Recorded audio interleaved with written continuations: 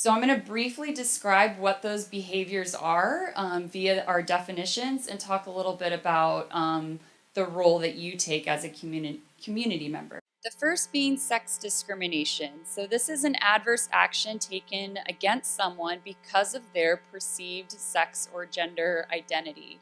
Sex is the biology side, so we are assigned a sex via our reproductive organs during birth, whereas gender is more on the how we express ourselves, the ways in which we like to show our gender identity via what we wear, or how we do our hair, or if it's masculine or feminine. So right now the gender and sex are positioned as man, woman, feminine, masculine, but really it's a spectrum and you can go anywhere in between. So what sex discrimination is if you're feeling adverse actions because of the way that you identify via your sex or gender or how it's perceived by others. So it's both.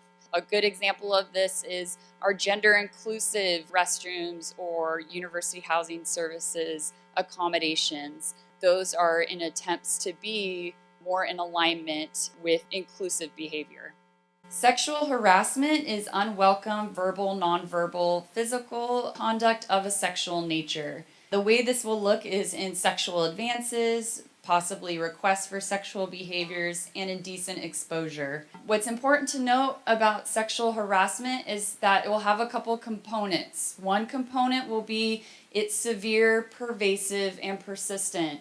And the behavior will impact that person in such a way where they feel like they cannot access the university in its fullest extent. So you feel as though you're being restricted and you can't benefit from the programs and services the university has to offer. Another example, or the ways in which this may occur, is via submission or rejection. So if someone makes a sexual advance and you say no or you submit to it, and there may be an adverse action. A good example of this is if a teaching assistant were to ask you out on a date and you said no, and they subsequently said, if you don't go out on a date, I will give you an F on a test.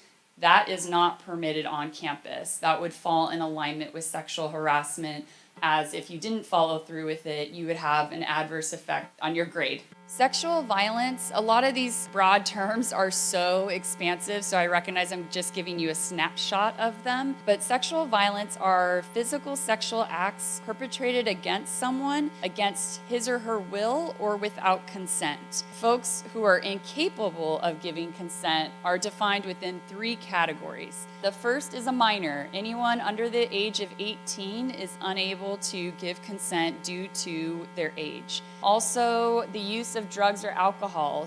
If you're using those substances, there are times when you're unable to give consent because you're not able to make informed decisions.